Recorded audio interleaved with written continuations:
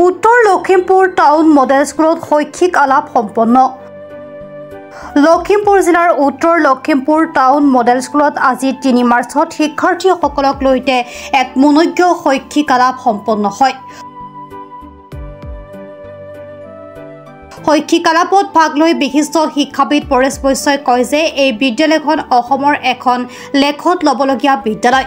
১,০০০ৰো অধিক শিক্ষাৰ্থীৰে সমৃদ্ধ এনে প্ৰাথমিক বিদ্যালয় অসমত হয়তো পাবলৈ বিৰল। এয়া অসমৰ চৰকাৰী খণ্ডৰ শিক্ষা ব্যৱস্থাৰ বাবে এক আশাৰ বতৰা।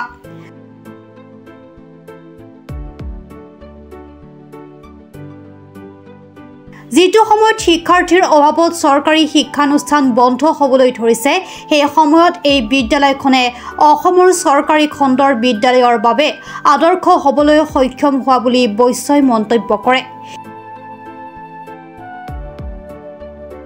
ইফালে তেওঁ বিদ্যালয়খনৰ শিক্ষক-শিক্ষয়িত্ৰীসকলৰ লগতো এক আলাপত মিলিত হয়।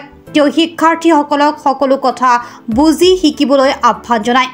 তেওঁ বিদ্যালয়খনৰ প্ৰধান শিক্ষক বীৰেন বৰাৰ নেতৃত্বত বিদ্যালয়খনে এক নতুন মাত্ৰা লাভ কৰাৰ কাৰণে তেখেতৰো শলাগ লয়। এই শৈক্ষিক আলাপত স্কুলখনৰ কেইবাগৰাকীও শিক্ষক-শিক্ষয়িত্ৰীয়ে সহযোগিতা আগবঢ়ায়।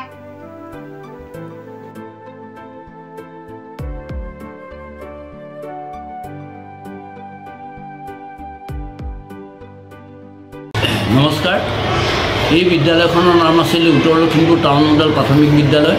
এই বিদ্যালয়খন প্ৰতিষ্ঠিত কৰিছিল প্ৰয়াত উপায়ুক্ত কমল মজুমদাৰ ছাৰে আৰু 1982 চনত আমি সৰ্বপ্ৰথমতে দুজন শিক্ষক আছিলোঁ। বৰ্তমান অৱসৰপ্ৰাপ্ত চন্দ্ৰপ্ৰভা গগৈ আৰু অন্যজন হ'লোঁ মই। মোৰ নাম শ্ৰী বীৰেন বৰা। গতিকে তেতিয়া আমি 4জন ছাত্ৰ লৈ এই বিদ্যালয়খন আৰম্ভ কৰিছিলোঁ। 4জন ছাত্ৰক লৈ যেতিয়া আমি বিদ্যালয় আৰম্ভ কৰিছিলোঁ, তেতিয়া মোৰ প্ৰধান শিক্ষয়িত্ৰী চন্দ্ৰপ্ৰভা গগৈ কৈছিল যে আমি বিদ্যালয়খন আগুৱাই নিব পাৰিমনে। আৰু তেতিয়া মই বাইদেউক 100% নিৰ্ভয় দি কৈছিলোঁ, বাইদেউ আমি যদি এই 4টা ল'ৰাক ভাল ধৰণৰ ৰিজাল্ট কৰিব পাৰোঁ, তেতিয়া নিশ্চয় আমি অহা বছৰত ইয়াত ল'ৰা ছোৱালী ছিট দিবলৈ অপাৰগতা হৈ পৰিম।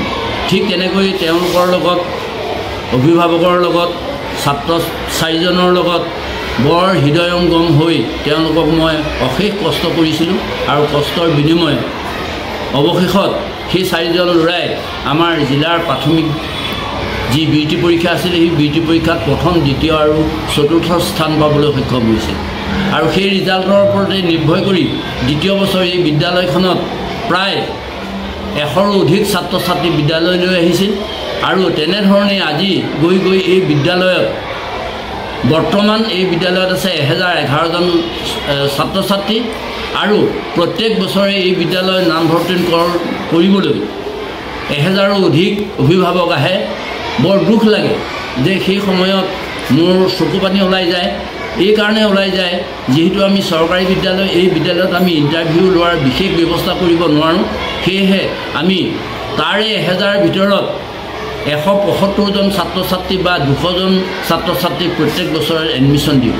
আৰু বৰ্তমান অশেষ কষ্ট স্বীকাৰ কৰি এই বিদ্যালয়খনৰ সৰ্বাংগীন দিশত ছাত্ৰ ছাত্ৰীৰ ড্ৰেছৰ পৰা আৰম্ভ কৰি ছাত্ৰ ছাত্ৰীৰ বহী গাঁথনিৰ বিদ্যায়ন দিশত পৰা আৰম্ভ কৰি বহুত ছাত্ৰ ছাত্ৰীয়ে এই বিদ্যালয়ত পঢ়ি ডাঙৰ মানুহ হৈছে, জ্ঞানী মানুহ হৈছে। আমেৰিকাত মই পঢ়োৱা ছাত্ৰ ছাত্ৰী যথেষ্টখিনিয়ে তাত কৰ্মৰত। ইয়াৰ উপৰিও এই বিদ্যালয়ত নামভৰ্তিকৰণ কৰা ছাত্ৰ ছাত্ৰীসকলেই আমাৰ চৰকাৰী বিদ্যালয়বিলাকত বিশেষকৈ হায়াৰ ছেকেণ্ডেৰী বা হাইস্কুল শিক্ষান্ত পৰীক্ষাত ষ্টেণ্ড কৰিবলৈ সক্ষম হৈছে।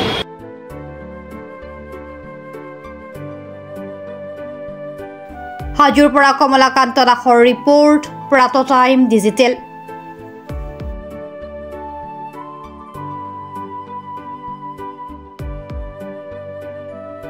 অসমৰ সংবাদ জগতখনৰ বাবে এক সুখবৰ। নৰূপ নসাজেৰে প্ৰায় 30 বছৰীয়া অভিজ্ঞতাপুষ্ট সাপ্তাহিক কবচ পুনৰ এবাৰ ৰাজ্যৰ মাজলৈ। স্বত্বাধিকাৰী প্ৰণীতা কলিতাৰ দ্বাৰা প্ৰকাশিত আৰু অমৰজ্যোতি প্ৰিণ্টাৰ্ছ, গুৱাহাটী কমাৰ্চ কলেজৰ বিপৰীত ফালে মুদ্ৰিত। আমাৰ ঠিকনা মুখ্য কাৰ্যালয় অসম ফৰেষ্ট স্কুল হৰিমন্দিৰ পথ গুৱাহাটী আৰু অস্থায়ী কাৰ্যালয় কলিতা মাৰ্কেট বিজয়নগৰ কামৰূপ অসম